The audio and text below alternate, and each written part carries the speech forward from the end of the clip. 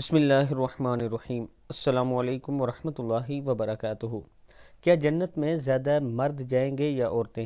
حضرت محمد صلی اللہ علیہ وآلہ وسلم نے فرمایا کہ لوگوں نے اس بات پر فخر کیا یا اس بات کا ذکر کیا کہ جنت میں زیادہ تعداد مردوں کی ہوگی یا عورتوں کی، تو حضرت ابو ہریرہ رضی اللہ تعالیٰ عنہ نے فرمایا کہ ابو القاسم صلی اللہ علیہ وآلہ وسلم نے فرمایا کہ جنت میں سب سے پہلا گروہ جو داخل ہوگا، ان کی صورتیں 14ویں رات کے چاند کی طرح ہوں گی۔ وہ گروہ جو ان کے بعد جنت میں داخل ہوگا، ان کی صورتیں چمکتے ہوئے ستارے کی طرح روشن ہوں گی۔ ان میں سے ہر ایک